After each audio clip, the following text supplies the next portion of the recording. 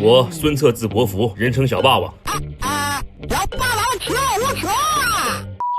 我追随父亲参加了18路诸侯各怀鬼胎讨伐董卓大联欢，结束后，我们在洛阳的废墟中找到了玉玺，但我们目前的实力比较薄弱，所以只能暂居在袁术的门下。临走的时候，曹操走到父亲的耳边，警告他说：“不要说俄语 ，No Russia 啊，不，是叫我们小心袁术。”便走了。我说曹公，你好像忘了夸我弟弟了。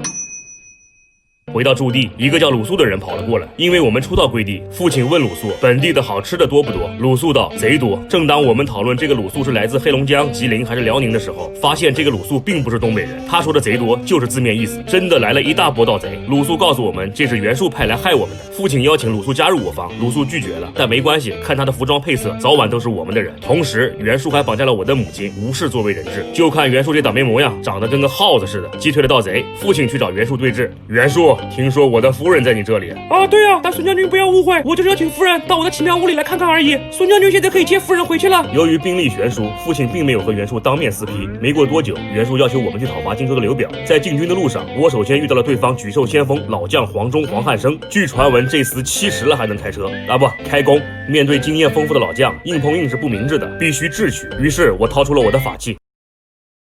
黄忠老儿，如可识得我手中兵刃，怕不怕？孙策，你小子弱智吧？拿个大刀又不是 RPG， 我有什么可怕的？他虽然嘴上这么说，但明显能看出黄忠莫名的哆嗦了一下，很轻松击败了黄忠，一路挺进了刘表所在的襄阳。可是往往事情太顺利的时候，就会出现悲剧。我的父亲中了敌方的埋伏。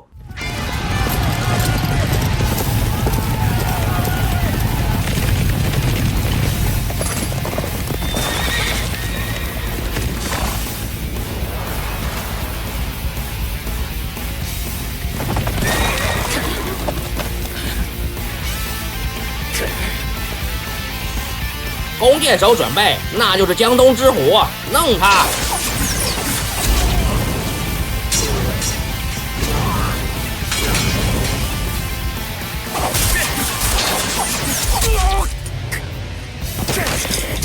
你们抓捕的是江东之虎，和我孙坚有什么关系？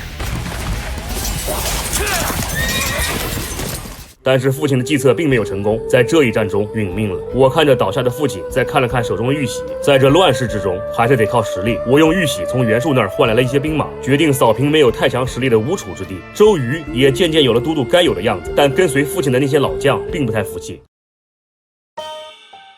周瑜，你说的那些东西只是一些花里胡哨的，并没有什么实际作用。你错了。程普大人，如果咱们放着袁术不管，日后只会让袁术小母牛周游世界，牛逼过头了。哦，公瑾这对文言文还真的很奇妙啊！你一定偷偷在网上报了个书院学习的吧？哼，满嘴顺口溜，周公瑾莫非想考研吗？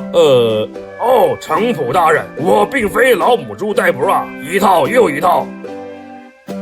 我现在只想让咱们在其他军阀面前砂纸擦屁股，露一小手啊！总想着如何自保，那先主的理想就成了张口闭口 NBA， 说个球啊！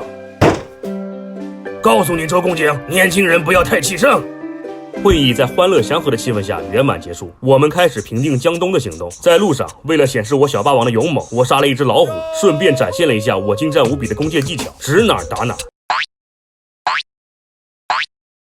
在这一战，我遇到了刘繇手下猛将太史慈，我们大战了1万多个回合，都没分胜负。最后我俩都软了，腿都软了，各自回去补一补，相约下次再战。几日之后，我和太史慈再次相遇，这一次他比上次更猛，居然还有了霸体，更硬了。我俩激战的正开心的时候，没想到刘繇还派出了刺客，太史慈也被突然出现的陌生人给扫了兴致，瞬间褪去了霸体，不那么硬了，击败了刘繇。太史慈也因为打不过而加入了我们。这时公瑾给我带来了一个好消息：伯父，这次咱们可以老虎吃羊吃撑了，扬眉吐气了。袁术他称帝了，现在各路诸侯都要讨伐袁术，那我可以替父报仇了。裤裆着火，当然了。在讨伐袁术的路上，我遇到了袁术的大将纪灵。好，又是我展现智慧的时候了。纪灵休走，如可识得我手中方天画戟，怕不怕？孙策，你没睡醒吧？你拿的又不是 98K， 我有什么可怕的？这帮人怎么都这么没文化呢？平时都不看《三国演义》的吗？我一路杀到了袁术的跟前。袁术，做好觉悟吧。孙策，你敢不敢进我的奇妙屋与我一战？去就去。